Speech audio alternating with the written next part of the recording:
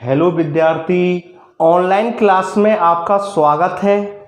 जैसा कि आपको विदित है कि आपका पिछली क्लास में मैंने केमिस्ट्री का जो प्रथम पाठ है रासायनिक अभिक्रियाएं एवं समीकरण मैंने प्रारंभ किया था और आपने गौर दिया होगा मैंने आपको अंतिम जो टॉपिक पढ़ाया था पदार्थ की अवस्थाएं और पदार्थ के गुण। और पदार्थ के गुण मैंने आपको दो बताए थे, नंबर एक भौतिक गुण और नंबर दूसरा रासायनिक गुण। तो देखिए प्रिय छात्र छात्राओं, मैं टॉपिक की शुरुआत करता हूं। तो देखिए भौतिक गुण और रासायनिक गुण के आधार पर मैंने आपको कहा था पिछली क्लास में कि भाई भौतिक गुण एवं रासायनिक गुण के आधार पर दो प्रकार के क्या होते हैं, परिवर्तन होते हैं। तो देखिए आपके सिलेबस में जो एनसीईआरटी का कक्षा 10वीं का जो विज्ञान विषय का जो सिलेबस है उसमें भौतिक परिवर्तन और रासायनिक परिवर्तन की परिभाषाओं का व्याख्या नहीं दे रखी है। फिर भी प्रिय छात्र छात्राओं, मैं आपको डीपली नॉलेज देने के लिए और आपके इस चैप्टर को बहुत इजी और सरल बनाने के लिए मैं आपको इन दोनों जो है भौतिक परिवर्तन और रासायनिक परिवर्तन इनकी परिभाषाएं मैं आपको बताने जा रहा हूं। तो प्रिय छात्र छात्राओं ध्यान से, तो यानी पदार्थ के कितने गुण होते हैं, दो। पिछली क्लास में बता दिया था मैंने, नंबर एक भौतिक गुण और नंबर दूसरा रासायनिक गुण। चलते हैं इन्हीं गुणों के आधार पर कितने प्रकार परिवर्तन होते हैं, दो। नंबर एक होता है भौतिक परिवर्तन और नंबर दूसरा होता है रासायनिक परिवर्तन। तो पहले मैं आपको एक्सप्लेन कर रहा हूं भौतिक परिवर्तन। समझना कौन सा, भौतिक परिवर्तन। तो देखिए भाई ऐसा परिवर्तन, गौर देना मेरी बात को, समझना, ऐसा परिवर्तन जिसमें पदार्थ के भौतिक गुण बदल जाते हैं। आ रही बात समझे, बहुत ध्यान से देना, डीपली ध्यान देना कि ऐसा परिवर्तन जिसमें पदार्थ के, ऐसा परिवर्तन जिसमें पदार्थ के भौतिक गुण, ऐसा परिवर्तन जिसमें पदार्थ के भौतिक गुण बदल जाते हैं। कौन से गुण बदल जाते हैं, भौतिक गुण बदल जाते हैं। और एक बात और क्लियर कर दूं मैं आपके लिए, भौतिक गुण बदल जाते हैं, समझना कि मैं आपके लिए जो मैं पढ़ा रहा हूं इसको आप अपनी रफ कॉपी में नोट करना। किसमें, रफ कॉपी में। प्रश्नोत्तर जो है इस पाठ के जो प्रश्नोत्तर में लिखाऊंगा, टॉपिक बाय टॉपिक लिखाऊंगा, तो उनकी मैं पीडीएफ जो है आपको पीडीएफ भी उपलब्ध कराई जाएगी। और पीडीएफ में आपके जो प्रश्नोत्तर हैं, पीडीएफ में आपको प्रश्नोत्तर भेजे जाएंगे और उनके आधार पर आपको फिर कॉपी में लिखना है। आई बात समझे, जो मैं आपको समझा रहा हूं इस पाठ में, जो एक्सप्लेन कर रहा हूं, इसको आप अपनी रफ कॉपी में क्या करना, नोट करना, रफ कॉपी में नोट करना। बाकी इस पाठ के जो प्रश्नोत्तर हैं उनकी मैं आपको पीडीएफ भेजूंगा और उस पीडीएफ में आपको इस पाठ के टॉपिक बाय टॉपिक जो प्रश्नोत्तर होंगे उनको आप अपनी फिर कॉपी में नोट करना। क्लियर, चलते हैं अपने टॉपिक की तरफ। भौतिक परिवर्तन, ऐसा परिवर्तन जिसमें पदार्थ के भौतिक गुण बदल जाते हैं। भौतिक गुण का मतलब है कि रंग, भौतिक गुण का मतलब क्या होता है, रंग अवस्था, ताप, गंध। यानी भौतिक गुण का मतलब समझना, भौतिक गुण में आते हैं रंग है, पदार्थ का रंग बदल जाए, पदार्थ की अवस्था बदल जाए, पदार्थ का ताप बदल जाए, क्या बदल जाए, ताप, पदार्थ का ताप बदल जाए, पदार्थ का क्या हो जाए, गंध बदल जाए, क्या बदल जाए, गंध, गैस का क्या हो, निष्कासन हो, गैस का क्या हो रहा हो, निष्कासन हो रहा हो। तो ये सब क्या होते हैं, भौतिक गुण। क्या होते हैं, भौतिक गुण। यानी ऐसा परिवर्तन जिसमें पदार्थ के भौतिक गुण बदल जाते हैं। लेकिन रासायनिक गुणों में ध्यान देना, लेकिन रासायनिक गुणों में परिवर्तन नहीं होता है। समझना प्रिय छात्र छात्राओं, लेकिन रासायनिक गुणों में कोई परिवर्तन नहीं होता है। रासायनिक गुणों में कोई परिवर्तन नहीं होता है, लेकिन रासायनिक गुणों में कोई परिवर्तन नहीं होता है। आ रही बात समझ में, रासायनिक गुणों में कोई परिवर्तन नहीं होता है, भौतिक परिवर्तन कहलाता है। कौन सा परिवर्तन कहलाता है? भौतिक परिवर्तन कहलाता है। मैंने आपको पिछली क्लास में बताया था भाई पदार्थ के दो गुण होते हैं, भौतिक गुण और रासायनिक गुण, और इन्हीं के आधार पर दो परिवर्तन है, नंबर एक भौतिक परिवर्तन और नंबर दूसरा भी एक्सप्लेन करेंगे हम रासायनिक परिवर्तन। तो भौतिक परिवर्तन में बताया ऐसा परिवर्तन जिसमें पदार्थ के क्या हो जाता, पदार्थ के भौतिक गुण बदल जाते हैं। भौतिक गुण का मतलब है पदार्थ का रंग बदल जाए, उसकी अवस्था बदल जाए, उसका ताप बदल जाए, उसकी क्या हो गंध बदल जाए, उन्हें हम भौतिक गुणों के नाम से जानते हैं। लेकिन रासायनिक गुणों में कोई परिवर्तन नहीं होता है, भौतिक परिवर्तन कहलाता है। क्या कहलाता है? भौतिक परिवर्तन कहलाता है। आई बात समझ में? और दो बातें और मैं क्लियर कर देना चाहता हूं यहां पर कि जो भौतिक परिवर्तन होता है, बहुत महत्वपूर्ण बिंदु बता रहा हूं, भौतिक परिवर्तन जो होता है वो कैसा होता है? अस्थायी होता है। कैसा होता है? अस्थायी। भौतिक परिवर्तन कैसा होता है? अस्थायी होता है। यदि हम परिवर्तन का कारण हटा दें, यदि हम परिवर्तन का कारण हटा दें तो पदार्थ अपनी प्रारंभिक अवस्था में क्या हो जाता है? लौट जाता है। यदि हम परिवर्तन का कारण हटा दें तो पदार्थ अपनी मूल अवस्था में वापस आ जाता है। इसलिए भौतिक परिवर्तन कैसा होता है? अस्थायी होता है। कैसा होता है? अस्थायी। जैसे मैं आपको कुछ उदाहरण दे रहा हूं कि कागज जो होता है, कागज का क्या होना? फटना। कागज का क्या होना? फटना। तो कागज को हम क्या करें? बड़ा कागज को दो भागों में क्या कर दिया हमने? बांट दिया। कागज को दो भागों में क्या कर दिया हमने? उसको हमने क्या कर दिया? बांट दिया।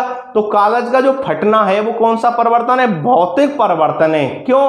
कागज के रासायनिक गुणों में कोई परिवर्तन नहीं हो रहा है, केवल उसकी अवस्था में क्या हो रहा है? परिवर्तन हो रहा है। आई बात समझ में? दूसरा, जैसे कि बर्फ का पिघलना। बर्फ जो होती है कौन सी अवस्था में होती है? ठोस अवस्था में। और बर्फ जब पिघलेगी कौन सी अवस्था में बदलेगी? यानी बर्फ जो पिघल कर क्या बनाएगी? जल। जल कौन सी अवस्था में होता है? द्रव अवस्था में। तो ठोस अवस्था से किस में बदल गई? वो द्रव अवस्था में। ठोस अवस्था से किस में बदल गई? वो द्रव अवस्था में। तो केवल अवस्था में तो परिवर्तन हुआ है। तो ध्यान देना, उदाहरण पर कागज का क्या होना? फटना। इसके अलावा बर्फ का, जो बर्फ होती है ना, बर्फ का क्या होना? पिघलना। सोने का पिघलना। किसका? सोने का पिघलना। ये सब किसमें? भौतिक परिवर्तन में। किसमें? भौतिक परिवर्तन में। तो ऐसा परिवर्तन जिसमें पदार्थ के भौतिक गुण बदल जाते हैं लेकिन रासायनिक गुणों में कोई परिवर्तन नहीं होता है, भौतिक परिवर्तन कहलाता है। और मैंने सबसे महत्वपूर्ण बात बताई है आपको कि भौतिक परिवर्तन कैसा होता है? अस्थायी होता है। कैसा होता है? अस्थायी। यदि हम परिवर्तन के, जो इसमें परिवर्तन है, परिवर्तन के कारण को हम हटा दें तो पदार्थ अपनी मूल अवस्था में वापस आ जाता है। यानी कैसा जाता है? मूल अवस्था में वापस आ जाता है। इसलिए भौतिक परिवर्तन कैसा होता है? अस्थायी होता है। उदाहरण समझ में आ गए होंगे कि भाई सोने का पिघलना, बर्फ का पिघलना। इसके अलावा क्या मैंने बताया था? कागज का फटना। किसका? कागज का फटना। मोम का पिघलना। जो मोम है, मोम का क्या होगा ना? पिघलना। सामान्यतः मोम क्या होता है? ठोस अवस्था में पाया जाता है। अब मोम को हम क्या कर दें? उसको गर्म कर दें, यानी तापमान को बढ़ा दें, तो मोम जो होता है क्या होता है? मोम होता है वो क्या हो जाता है? ठोस अवस्था से द्रव अवस्था में परिवर्तित हो जाता है। अगर हम परिवर्तन के कारण को हटा दें, परिवर्तन का कारण क्या है कि मोम को हम क्या कर रहे हैं? गर्म कर रहे हैं, उसको उष्मा दे रहे हैं, उसको हम ताप दे रहे हैं। अगर इस परिवर्तन के कारण को हम हटा दें तो जो मोम है या जो पदार्थ होता है वो अपनी प्रारंभिक अवस्था में पुनः प्रारंभिक अवस्था में क्या जाता है? वापस लौट जाता है। तो ये तो हो गया प्रिय छात्राओं भौतिक परिवर्तन। और दूसरा होता है रासायनिक परिवर्तन। कौन सा होता है प्रिय छात्राओं? रासायनिक परिवर्तन। तो देखिए रासायनिक परिवर्तन किसे कहते हैं तो समझना, ध्यान देना परिभाषा पर। ऐसा परिवर्तन जिसमें पदार्थ के भौतिक गुणों के साथ साथ, ऐसा परिवर्तन जिसमें पदार्थ के भौतिक गुणों के साथ साथ रासायनिक गुण भी बदल जाते हैं। भौतिक गुणों के साथ साथ क्या बदल रहे हैं? रासायनिक गुण भी बदल रहे हैं। समझ रहे मेरी बात को? भौतिक गुणों के साथ साथ रासायनिक गुण भी क्या हो जाते हैं? बदल जाते हैं। क्या कहलाता है? रासायनिक परिवर्तन। तो देखिए प्रिय छात्रा, अपनी रफ जो कॉपी है, रफ कॉपी है, उसमें इसकी डेफिनेशन नोट करना रासायनिक परिवर्तन की, कि ऐसा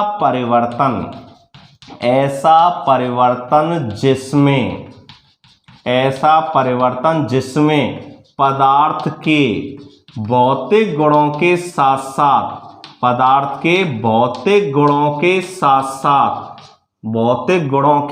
साथ रासायनिक गुण भी बदल जाते हैं। कौन से गुण बदल जाते हैं? भौतिक गुणों के साथ साथ रासायनिक गुण भी बदल जाते हैं। ऐसा परिवर्तन जिसमें पदार्थ के भौतिक गुणों के साथ साथ रासायनिक गुण भी बदल जाते हैं। क्योंकि मैंने बताया था पदार्थ के भौतिक गुण कितने प्रकार, पदार्थ जो होते हैं उसमें कितने प्रकार गुण होते हैं? 2। नंबर 1 भौतिक गुण और नंबर 2 रासायनिक गुण। तो देखिए ऐसा परिवर्तन जिसमें पदार्थ के भौतिक गुणों के साथ साथ रासायनिक गुण भी बदल जाते हैं।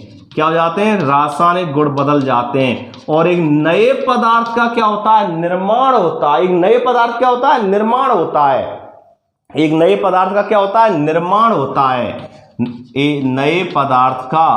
नए पदार्थ का क्या होता है? निर्माण होता है। क्या होता है? निर्माण होता है। नए पदार्थ का निर्माण होता है। रासायनिक परिवर्तन कहलाता है। क्या कहलाता है प्रिय छात्राओं? रासायनिक परिवर्तन कहलाता है। समझना, मेरी बात को गौर देना, क्योंकि रासायनिक परिवर्तन में क्या होता है? एक नए पदार्थ का क्या होता है? निर्माण होता है। क्या होता है? नए पदार्थ का निर्माण होता है। सबसे महत्वपूर्ण बात यह इसमें क्या होता है? नए पदार्थ का। देखिए मैंने फर्स्ट जो टॉपिक की जब शुरुआत की थी तो आपने देखा उसमें विभिन्न परिस्थितियों का मैंने उदाहरण दिया था, और विभिन्न परिस्थितियों पर हमने क्या किया था? विचार किया था और उनको ध्यान से देखा था। और मैंने आपको बताया था क्या होता है जब। तो माना मैं एक उदाहरण को उनमें से देखता हूं, एक परिस्थिति के बारे में बताऊं कि गर्मियों में दूध को कमरे के ताप पर खुला छोड़ दिया जाता है। तो हमने क्या बताया था आपके लिए? हमने आपको बताया था कि जब गर्मियों में दूध को कमरे के ताप पर खुला छोड़ दिया जाता है तो वो क्या हो जाता है? जम जाता है या क्या हो जाता है? फट जाता है। जम जाता है, क्या हो जाता है? फट जाता है। या दूध जो होता है, जमने का मतलब है वो दूध जो होता है वो दही में परिवर्तित हो जाता है। तो एक नया पदार्थ बना के नहीं बना, क्योंकि हम अगर लाख प्रयास करें, दूध जो जब दही में बदल गया तो दही से पुनः हम क्या नहीं बना सकते? दूध नहीं बना सकते, चाहे हम कितना भी क्या करें? प्रयास करें। तो आई बात समझ प्रिय छात्राओं? तो रासायनिक परिवर्तन के फलस्वरूप क्या होता है? इसके फलस्वरूप नए पदार्थ का निर्माण होता है। कैसे पदार्थ का? नए पदार्थ का क्या होता है? निर्माण होता है। और जहां पर नए पदार्थ का क्या होता है? निर्माण होता है, वो ही क्या है? रासायनिक परिवर्तन। तो परिभाषा पर नोट देखना, ध्यान देना, समझना। ऐसा परिवर्तन जिसमें पदार्थ के भौतिक गुणों के साथ साथ रासायनिक गुण भी बदल जाते हैं और एवं नए पदार्थ का क्या होता है? निर्माण होता है, रासायनिक परिवर्तन कहलाता है। जैसे या उदाहरणों की मैं बात करूं तो जैसे दूध का दही में बदलना, यानी दूध किस में बदल रहा है? दही में बदल रहा है। दूध का दही में बदलना। लोहे पर क्या लगना? जंग लगना। दूसरा मैंने परिस्थिति बता रहा था आपको पाठ की शुरुआत में, जब मैंने परिस्थिति के बारे में बताया था तो दूसरा उदाहरण था अपना, तो उसमें क्या हो रहा था? लोहे का तवा था या कील था, कील जो थी उसको जब हम आर्द्र वायुमंडल में क्या कर देते हैं? खुला छोड़ देते हैं। आर्द्र वायुमंडल में खुला छोड़ देते हैं तो मैंने बताया लोहे की कील पर क्या लग जाती है? जंग। गहरे भूरे लाल रंग की क्या हो जाती है? परत चढ़ जाती है, इसको हम क्या बोलते हैं? जंग बोलते हैं। तो जैसे जंग क्या हो गया? नया पदार्थ हो गया। क्या हो गया? नया पदार्थ हो गया। और जहां नए पदार्थ का निर्माण हो रहा हो, जैसे दूध का दही में बदलना एक नया पदार्थ है, लोहे पर जंग का लगना, बनी हुई सब्जी का खराब होना और बीज का अंकुरण होना, यह भी रासायनिक परिवर्तन है। और कागज का जलना, अब कागज है उसमें भौतिक परिवर्तन उदाहरण दे रहा था कि कागज का फटना, कागज को हम क्या कर रहे हैं? 2 भागों में, टुकड़ों में क्या कर रहे हैं? उसको फाड़ रहे हैं। तो कागज को हम 2 भागों में जब फाड़ रहे हैं तो केवल उसकी भौतिक अवस्था में परिवर्तन हो रहा है, उसके रासायनिक अवस्था में या रासायनिक गुणों में कोई परिवर्तन नहीं हो रहा है। आई बात समझ में? तो गौर देना प्रिय छात्र छात्राओं, कागज का जलना, कागज को हम जब जला देते हैं तो एक नया पदार्थ क्या बन जाता है, राख बन जाएगी। कागज जलने पर धुआं देगा, राख का निर्माण करेगा। क्या धुएं और राख से हम पुनः कागज बना सकते हैं? नहीं बना सकते। बना सकते हैं क्या? नहीं बना सकते। इसलिए कौन सा परिवर्तन हुआ? रासायनिक परिवर्तन हुआ। कौन सा परिवर्तन हुआ? रासायनिक परिवर्तन हुआ। तो ध्यान देना, ऐसा परिवर्तन जिसमें पदार्थ के भौतिक गुणों के साथ साथ रासायनिक गुण भी बदल जाते हैं और नए पदार्थ का निर्माण होता है, रासायनिक परिवर्तन कहलाता है। कई मैंने इसके उदाहरण आपको दिए। और इसके अलावा इसमें महत्वपूर्ण जो बात है कि रासायनिक परिवर्तन कैसा होता है? स्थायी होता है। कैसा होता है? स्थायी। अगर इसमें परिवर्तन के कारण को हटा दें तो पदार्थ अपनी मूल अवस्था में वापस नहीं आता। अगर इसमें हम क्या कर दें, परिवर्तन के कारण को अगर हम हटा दें तो पदार्थ अपनी मूल अवस्था में वापस नहीं आता है। इसलिए कैसा होता है? स्थायी। क्योंकि भौतिक परिवर्तन क्या होता है, अगर इसमें हम परिवर्तन के कारण क्या कर दें, हटा दें, तो पदार्थ अपनी मूल अवस्था में क्या जाता है, वापस आ जाता है। आई बात समझ? और जहां पर नए पदार्थ का निर्माण होता है, समझना वही बात आ रही है जो मैंने पिछली क्लास में आपको बताया था कि जहां पर नए पदार्थ का निर्माण होता है, इसका मतलब क्या हुआ है, रासायनिक परिवर्तन हुआ है। और रासायनिक परिवर्तन जहां पर होता है इसका मतलब क्या हुई है, रासायनिक अभिक्रिया हुई है। क्या हुई है? रासायनिक अभिक्रिया हुई है। आई बात समझ में? तो रासायनिक अभिक्रिया जब हुई है इसका मतलब मैंने आपको कल लिखाया भी था कि रासायनिक अभिक्रिया किसे कहते हैं। तो उसकी मैंने डेफिनेशन दी थी आपको कि किसी पदार्थ में होने वाले रासायनिक परिवर्तन को ही हम रासायनिक अभिक्रिया कहते हैं। किसी पदार्थ में होने वाले रासायनिक परिवर्तन को ही रासायनिक अभिक्रिया कहते हैं, क्योंकि रासायनिक परिवर्तन के फलस्वरूप ही क्या होता है, नए पदार्थ का निर्माण होता है। और जहां नए पदार्थ का निर्माण हो रहा हो इसका मतलब है, आपकी बुक में लिखा हुआ है कि रासायनिक अभिक्रिया हुई है। क्या हुई है? रासायनिक अभिक्रिया हुई है। आई बात समझ में? तो ध्यान देना प्रिय छात्र छात्राओं, समझना मेरी बात को कि जब रासायनिक परिवर्तन होता है तो हम कह सकते हैं क्या हुई है, रासायनिक अभिक्रिया हुई है। और इसको मैं आपको कुछ उदाहरणों से समझाना चाहता हूं। तो ध्यान देना, आपकी बुक के कुछ क्रियाकलापों पर प्रिय छात्र छात्राओं ज्यादा ध्यान देना। तो चलते हैं, मैं फर्स्ट क्रियाकलाप के बारे में बता रहा हूं कि भाई हमें मैग्नीशियम रिबन लेते हैं।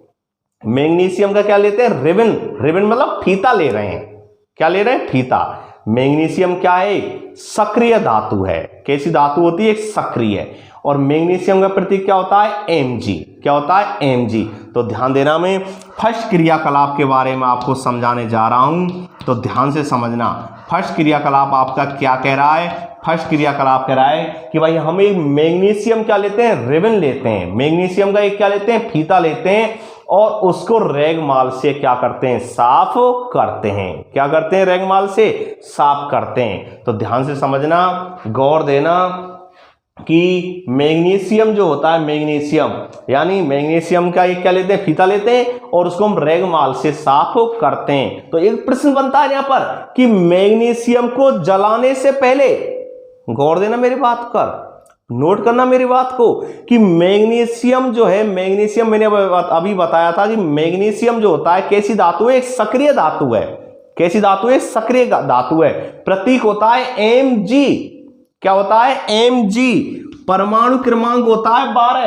कितना होता है? 12। तो Mg मैग्नीशियम, परमाणु क्रमांक कितना हो गया? 12। और मैं कह रहा हूं कि एक मैग्नीशियम रिबन लेते हैं और इसको जलाने से पहले रैगमाल से क्या करते हैं? साफ करते हैं। रैगमाल देखा होगा अपन, रैगमाल से क्या करते हैं? इसको साफ करते हैं। और मैं प्रश्न पुटअप कर रहा हूं, मैं प्रश्न यहां पर एक बना रहा हूं आपकी डीपली नॉलेज के लिए, आपको गहराई तक ले जाने के लिए, भविष्य के बड़े कंपटीशनों के लिहाज से। तो समझना कि मैग्नीशियम रिबन को, प्रश्न बनता है कि वायु में जलाने से पहले मैग्नीशियम रिबन को साफ क्यों किया जाता है। समझना मेरी बात को, नोट करना कि वायु में जलाने से पूर्व मैग्नीशियम के रिबन को रैगमाल से रगड़कर साफ क्यों किया जाता है? साफ क्यों किया जाता है? तो मैंने अभी बताया था कि मैग्नीशियम एक सक्रिय धातु है। कैसी धातु है? सक्रिय। आ रही बात समझ? मैग्नीशियम कैसी धातु है? एक सक्रिय धातु है। कैसी धातु है? सक्रिय। और मैग्नीशियम का प्रतीक क्या होता है? Mg। परमाणु क्रमांक कितना होता है 12, कितना होता है 12, कितना होता है 12। तो देखिए मैग्नीशियम जो होता है ना, ये अभी मैंने आपको पिछली क्लास में या पिछली वीडियो में मैंने आपको बताया था कि वायुमंडल में क्या पाई जाती है, नमी पाई जाती है, आर्द्रता पाई जाती है। क्या पाई जाती है, नमी या आर्द्रता पाई जाती है। तो मैग्नीशियम एक सक्रिय धातु है और वायुमंडल की नमी से, वायुमंडल की नमी से, किससे, वायुमंडल की नमी से या नम वायु से, एक ही बात है, वायुमंडल की नमी से या नम वायु से क्रिया करके, क्या करके, क्रिया करके, और ये बेसिक, कैसी, बेसिक मैग्नीशियम कार्बोनेट बना देता है। बेसिक मैग्नीशियम कार्बोनेट क्या कर लेता है, बना लेता है। बेसिक जो कैसा होता है, बेसिक यानी कैसे होता है, क्षारीय। कैसा होता है, इसकी प्रकृति कैसी होती है, क्षारीय। कैसी होती है, क्षारीय। तो देखिए बेसिक मैग्नीशियम क्या बना देता है, मैग्नीशियम कार्बोनेट बना देता है। समझना, प्रश्न पर गौर देना। प्रश्न में आपको क्रियाकलाप के बारे में समझा रहा हूं, फर्स्ट क्रियाकलाप के बारे में बताने जा रहा हूं कि मैं बता रहा हूं फर्स्ट क्रियाकलाप आपकी बुक में दे रखा है कि अभी आपको मैंने रासायनिक परिवर्तन बताया। रासायनिक परिवर्तन यानी जहां रासायनिक परिवर्तन हो रहा है, इसका मतलब क्या हो रही है, रासायनिक अपक्रियाएं हो रही हैं। क्या हो रही है, रासायनिक अपक्रियाएं। तो उन रासायनिक अपक्रियाओं को मैं कुछ उदाहरणों के द्वारा, कुछ क्रियाकलापों के द्वारा मैं आपको एक्सप्लेन कर रहा हूं। और मैंने कहा था कि मैग्नीशियम का क्या लेते हैं, रिबन लेते हैं। क्या लेते हैं, रिबन लेते हैं। और मैग्नीशियम को वायु में क्या करते हैं, जलाते हैं। ऑक्सीजन की उपस्थिति में क्या करते हैं, उसका दहन कराते हैं, जलाते हैं। तो जलाने से पहले इस मैग्नीशियम जो है, मैग्नीशियम के रिबन को रैगमाल से क्या करते हैं, साफ करते हैं। और इसी पर मैंने प्रश्न बताया था कि बनाया था, आपको मैंने पुटअप भी किया था कि वायु में जलाने से पहले मैग्नीशियम रिबन को साफ क्यों किया जाता है। और मैं उत्तर दे रहा हूं कि मैग्नीशियम कैसी धातु है, एक सक्रिय धातु है।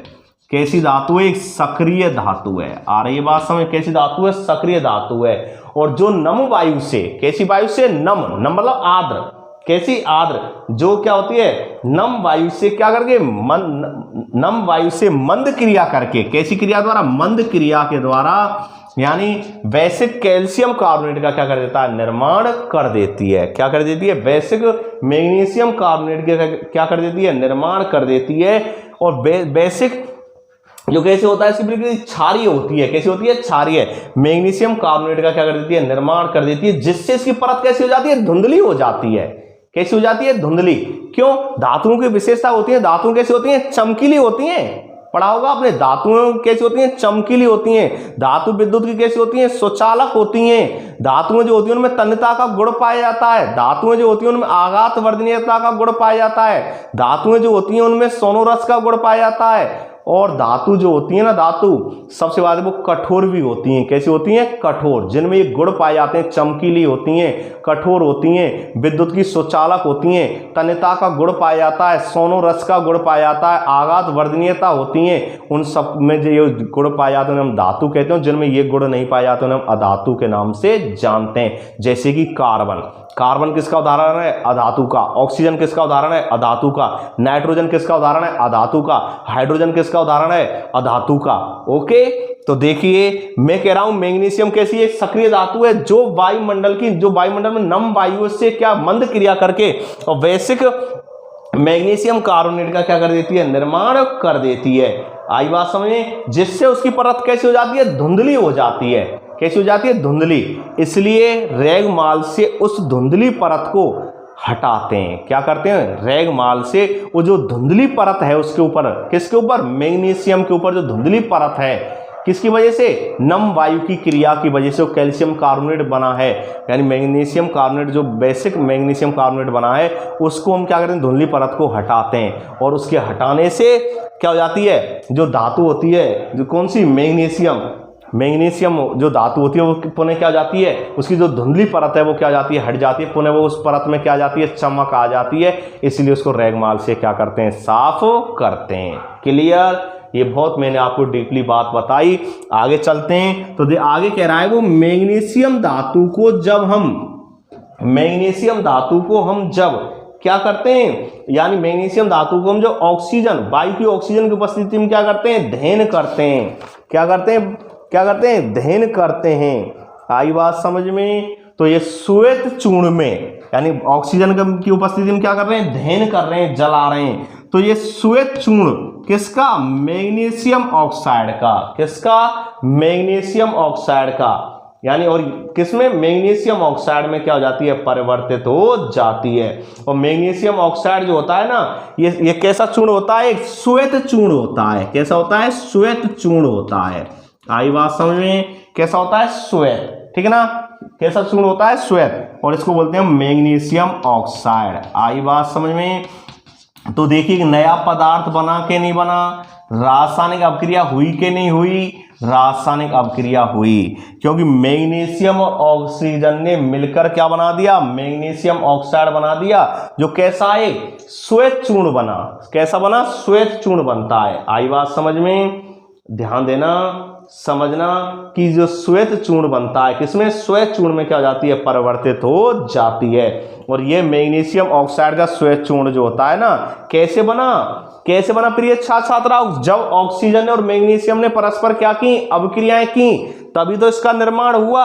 और निर्माण हुआ तो एक नया पदार्थ बना के नहीं बना। मैग्नीशियम ऑक्साइड एक नया पदार्थ है। कैसा पदार्थ है, एक नया पदार्थ बना है। और जहां नया पदार्थ बनता है, इसका मतलब है रासायनिक परिवर्तन हुआ है। और रासायनिक परिवर्तन जहां होता है, उसका मतलब क्या हुई है, रासायनिक अभिक्रियाएं हुई हैं, जिसकी डेफिनेशन मैंने आपको पिछली क्लास में और आज भी मैंने आपको बताई कि रासायनिक अभिक्रियाएं किसे कहते हैं। बैलेंस के लिए प्रिय छात्राओं, बैलेंस के लिए 9th में आपको बैलेंस करना मैंने बताया था, इस पार्ट में भी आएगा बैलेंस करना, पूरा आपको विस्तार से समझाएंगे कि भाई बैलेंस कैसे करते हैं, जिसको कि हम हिट एंड ट्रायल विधि या अनुमान विधि के नाम से जानते हैं। फिलहाल में इसको एक सामान्य तरीके से बैलेंस करके आपको बता देता हूं।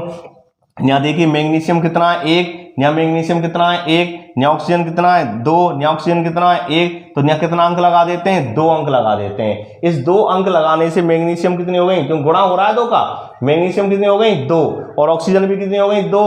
ऑक्सीजन इधर कितनी है, अभिकारक पक्ष में, LHS पक्ष में कितनी है, 2, लेकिन Mg कितनी है, 1। तो ऐसी संख्या से गुणा कीजिए, ये भी कितने हो जाए, 2, तो 2 से मैंने गुणा कर दिया, तो क्या हो गए, 2 Mg, ठीक है ना। तो अब क्रिया बैलेंस में हो गई, LHS बराबर RHS। बैलेंस क्यों करते हैं, बैलेंस कैसे किया जाता है, ये मैं आपको पूरा आगे सी टॉपिक में आने वाला है, इसी पार्ट में आने वाला है, पूरा मैं हिट एंड ट्रायल विधि और अनुमान विधि के बारे में पूरा विस्तार से आपको समझाऊंगा।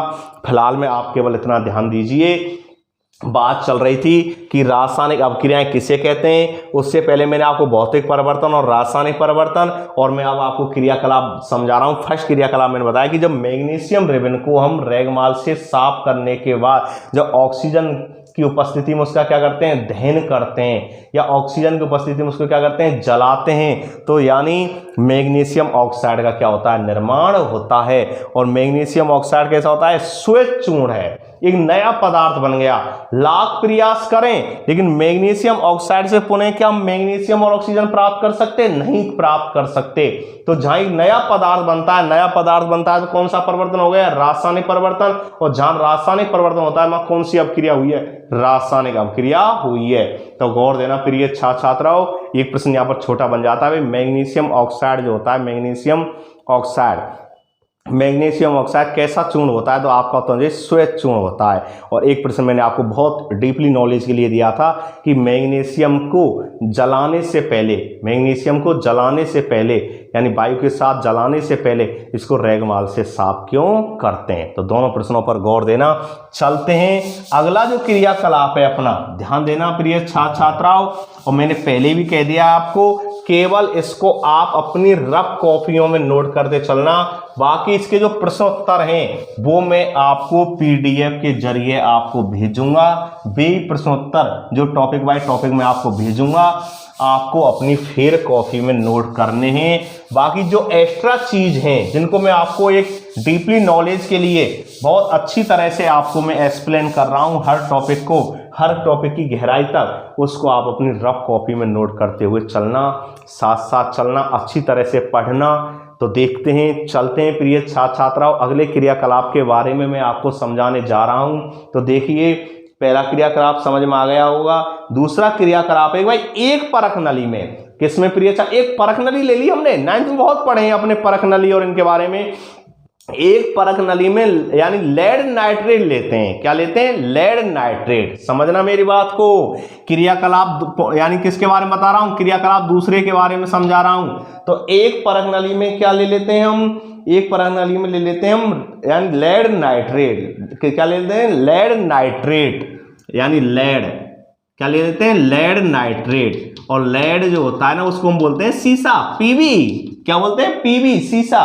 तो क्या लेते हैं? लेड नाइट्रेट लेते हैं। क्या लेते हैं? Lead nitrate. और लेड नाइट्रेट का जो अणु सूत्र होता है प्रिय छात्रा वो होता है यानी पीवी। क्या होता है? PbNO3 का होल 2। आई समझे? PbNO3 का होल 2 यानी अणु सूत्र क्या हो गया? PbNO3 का होल 2। आई बात समझ में? Lead nitrate. क्या हो गया? Lead nitrate. तो एक परख नली में हमने क्या लिया? लेड नाइट्रेट ले लिया। आई बात समझ में? और यानी इसमें उस परख नली में हमने किसका? पोटेशियम आयोडाइड का क्या मिला दिया? घोल मिला दिया। क्या मिला दिया? पोटेशियम आयोडाइड का क्या मिला दिया? घोल। तो देखिए पोटेशियम आयोडाइड, ध्यान देना मेरी बात को, पोटेशियम आयोडाइड। और पोटेशियम आयोडाइड क्या होता है? KI। क्या होता है? KI। कैसे? पोटेशियम, अरे के पोटेशियम और आई से आयोडाइड यानी आयोडीन, आयोडाइड। आ रही है बात समझ में? तो देखिए सेकंड क्रियाकलाप में वो आपको बता रहा है कि वास्तव में रासायनिक परिवर्तन हो रहा है कि नहीं हो रहा है, नया पदार्थ बन रहा है कि नहीं बन रहा है, रासायनिक अपक्रियाएं हो रही हैं कि नहीं हो रही हैं, इनके बारे में वो इन क्रियाकलापों के द्वारा आपको यानी अवगत करा रहा है कि रासायनिक अभिक्रियाएं और रासायनिक अभिक्रियाओं के बारे में मैंने बताया है आपको, बहुत अच्छी तरह गौर से परिभाषा दी थी मैंने आपके लिए और आपको बहुत अच्छी तरह समझ में भी आई है। किसी पदार्थ में होने वाले रासायनिक परिवर्तन को ही रासायनिक अभिक्रियाएं कहते हैं। क्या कहते हैं? रासायनिक अभिक्रिया कहते हैं। यानी किसी पदार्थ में होने वाले रासायनिक परिवर्तन को ही रासायनिक अभिक्रिया कहते हैं। और मैंने बताया रासायनिक परिवर्तन के फलस्वरूप क्या बनते हैं? नए पदार्थ। और जहां नया पदार्थ बन जाता है इसका मतलब क्या हुई है? रासायनिक अभिक्रिया हुई है। पहले क्रियाकलाप में हमने पढ़ा Mg+O2 क्या बन गया? Magnesium oxide MgO। और मैग्नीशियम ऑक्साइड होता है एक श्वेत चूर्ण होता है, नया पदार्थ है। क्या मैग्नीशियम ऑक्साइड से हम पुनः मैग्नीशियम और ऑक्सीजन बना सकते हैं? नहीं बना सकते, क्योंकि नया पदार्थ बन गया। स्थायी परिवर्तन होता है। रासायनिक परिवर्तन कैसा होता है? स्थायी परिवर्तन होता है। आई बात समझ में? बहुत गौर देना, बहुत इजी वे में समझा रहा हूं, बहुत गहराई तक आपको मैं लेकर जा रहा हूं। हर टॉपिक पर गौर देना, फोकस देना, साथ साथ चलना, मेहनत करना। चलते हैं सेकंड क्रियाकलाप पर कि लेड नाइट्रेट PbNO3 का होल 2 क्या हो गया? लेड नाइट्रेट हो गया PbNO3 का होल 2। ठीक है ना? Lead nitrate. जब ये पोटेशियम इसमें परख नली में लिया, क्या मिला दिया हमने? पोटेशियम आयोडाइड मिला दिया, KI मिला दिया। तो ये अभिक्रिया के बाद, ध्यान देना प्रिय छात्राओं, ये अभिक्रिया के बाद, रासायनिक अभिक्रिया के बाद ये बना रहा है PbI2। आई बात है? PbI2 यानी क्या बना रहा है? PbI2 यानी ये बना रहा है लेड आयोडाइड। क्या बना रहा है? Lead iodide. आ रही है बात समझ में? इसने निर्माण किया। Pb को क्या बोलते हैं? लेड, सीसा। और I2 को क्या बोलेंगे? आयोडाइड यानी लेड आयोडाइड। देखना क्रिया को, अभिक्रिया को, रासायनिक अभिक्रिया को देखिए Pb और K। शेष क्या बचा हमारे पास? यानी इधर I यानी PbI2 यानी PbI2। क्लियर? Lead iodide. शेष क्या बचा इधर देखिए, क्रियाकलापों में चल रहे हैं ये अभिकारक हैं। LHS और क्या होते हैं? अभिकारक होते हैं। बनने वाले पदार्थ क्या कहलाते हैं? उत्पाद या क्रियाफल कहलाते हैं। आगे आने वाला टॉपिक है, पूरा बताऊंगा। अभिकारक किसे कहते हैं? क्रिया अभिकारक या क्रियाकारक किसे कहते हैं? क्रियाफल या उत्पाद किसे कहते हैं? थोड़ा सा धैर्य रखो, अगली वीडियो में बस यही आने वाला है। वैसे 9th क्लास में भी बहुत अच्छी तरह से समझाया है, सब बच्चों की समझ में आ रहा होगा। तो देखिए लेड नाइट्रेट जब पोटेशियम आयोडाइड के साथ अभिक्रिया करता है तो अभिक्रिया के बाद ये लेड आयोडाइड क्या बनाता है? लेड आयोडाइड बनाता है। और क्या बना देता है? KNO3 यानी क्या बना देता है? KNO3 यानी पोटेशियम नाइट्रेट। क्या बना देता है? Potassium nitrate. आई बात समझ में? क्या बना देता है? Potassium nitrate. समझना मेरी बात को, पोटेशियम नाइट्रेट। क्लियर? तो ये क्या बना, एक नया पदार्थ बना के नहीं बना। यानी हमने परखनली में क्या लिया था, हमने परखनली में लिया था लेड नाइट्रेट PbNO3 का होल 2 और क्या मिलाया था उसमें KI पोटेशियम आयोडाइड। लेकिन हमने देखा कि रासायनिक अपक्रिया के फलस्वरूप क्या बन गए, दो नए पदार्थ बने, दो नए क्रियाफल बने, नए दो उत्पाद बने, दो नए प्रोडक्ट बने। कौन कौन से, लेड आयोडाइड और पोटेशियम नाइट्रेट। बैलेंस के लिए प्रिय छात्राओं यहां पर क्या लगा देंगे, 2 लगा देना। क्या लगा देंगे, 2 लगा देंगे, ठीक है ना। कितना लगा देंगे, 2। और यहां पर भी क्या लगा देना प्रिय छात्राओं, 2। क्यों, यहां पर देखा हुआ अपने, यानी आयोडाइड में कितनी है, आयोडीन कितनी है यहाँ पर, 2। तो यहाँ 2 लगाने से भी कितनी हो गई, 2 हो गई।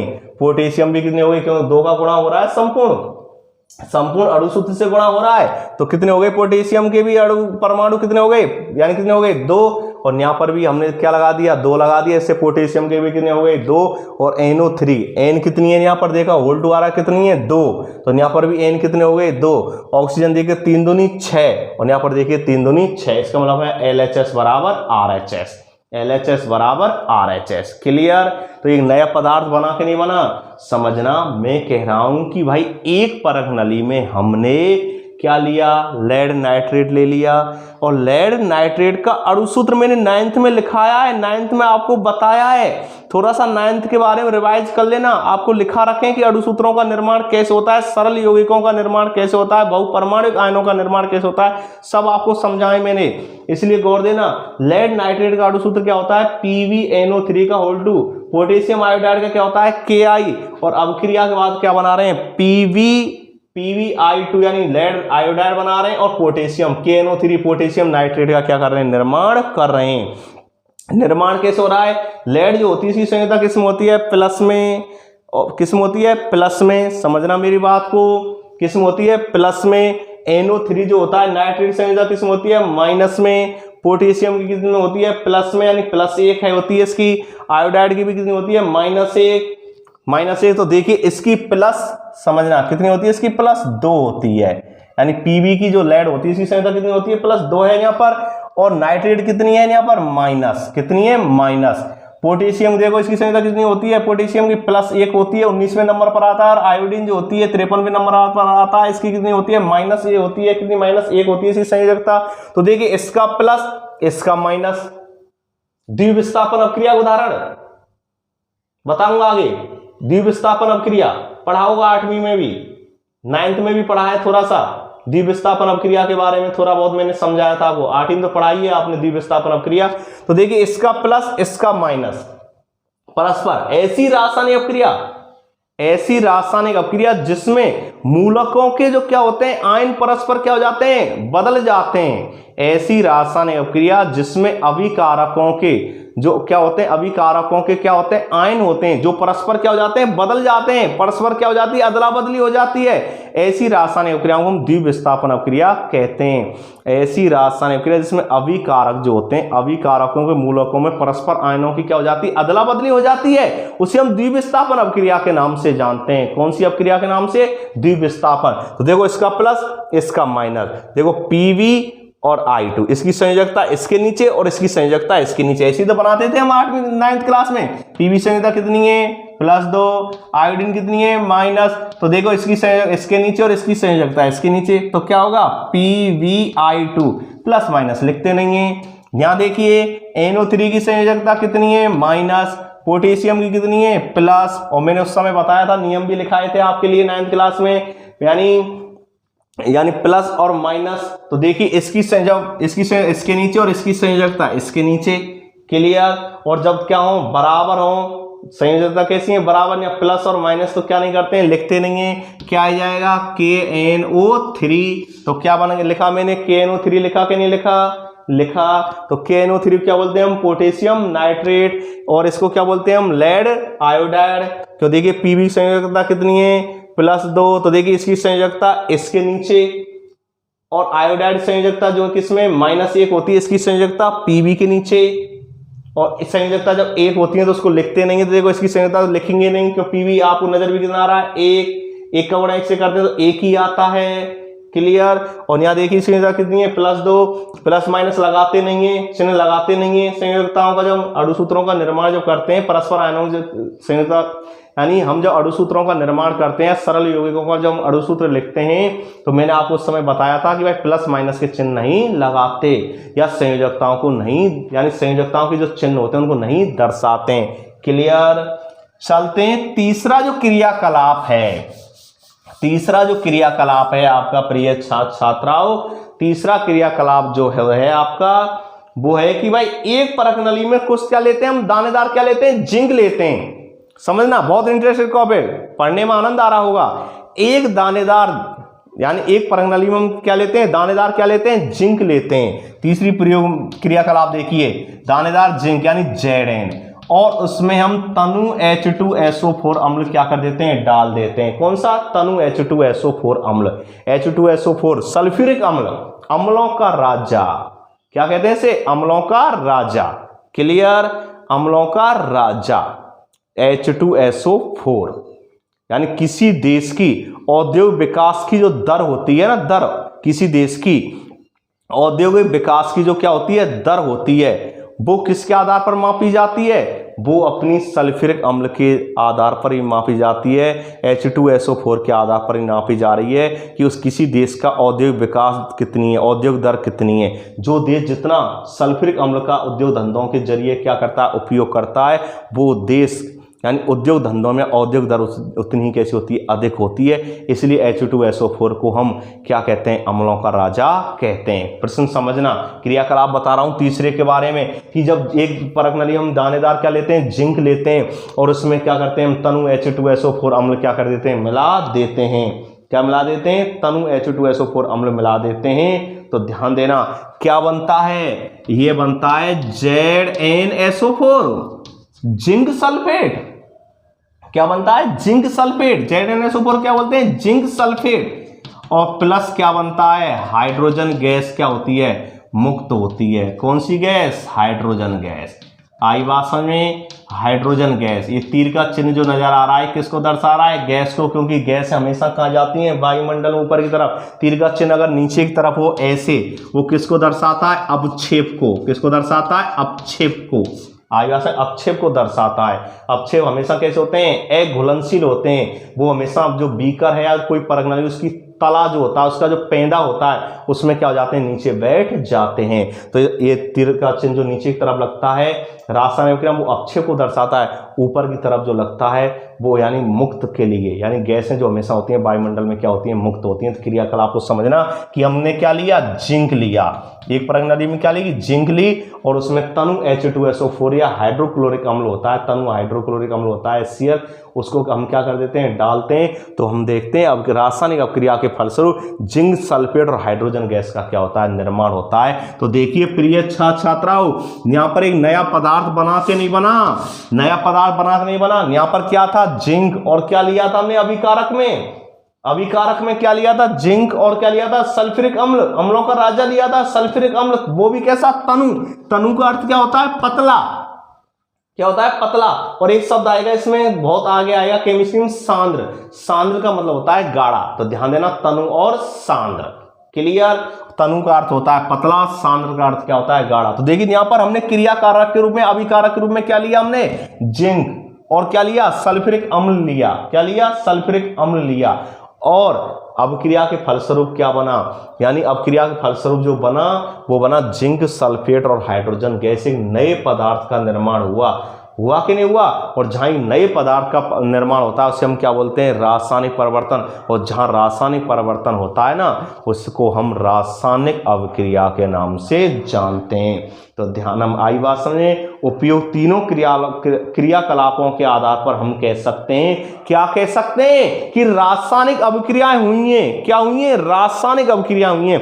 तीन क्रियाकलाप बताए मैंने, एक मैग्नीशियम वाला, मैग्नीशियम, एक क्या बताया मैंने, लेड नाइट्रेट और पोटेशियम आयोडाइड वाला, और एक मैंने बताया जिंक और तनु H2SO4 अम्ल वाला क्रियाकलाप। तो तीनों क्रियाकलापों के आधार पर हम क्या कह सकते हैं कि रासायनिक अभिक्रिया हुई है। क्यों, क्योंकि एक नए पदार्थ बने हैं, और जहां नए पदार्थ का निर्माण होता है वही क्या होता है, रासायनिक परिवर्तन। शुरुआत में मैंने यही बताया था भाई, रासायनिक परिवर्तन किसे कहते हैं कि ऐसा परिवर्तन जिसमें पदार्थ के भौतिक गुणों के साथ साथ रासायनिक गुण भी बदल जाते हैं, उससे और एक नए पदार्थ का निर्माण होता है, उससे हम क्या कहते हैं, रासायनिक परिवर्तन कहते हैं। क्या कहते हैं उसे? रासायनिक परिवर्तन कहते हैं। आई बात में। और रासायनिक परिवर्तन कैसा होता है? स्थायी होता है, एक नए पदार्थ का निर्माण होता है। तो उपयोग तीनों क्रियाकलापों द्वारा हम कह सकते हैं कि रासायनिक परिवर्तन हुआ है। आई समझ में? तो इन क्रियाकलापों को प्रिय छात्राओं नोट कर लेना। नेक्स्ट जो इसमें अगला टॉपिक है, आपको नई ऊर्जा, नई ट्रिक्स के साथ मिलते हैं नेक्स्ट अगली वीडियो में। तब तक के लिए घर पर रहो, सुरक्षित रहो। थैंक्स। ओके।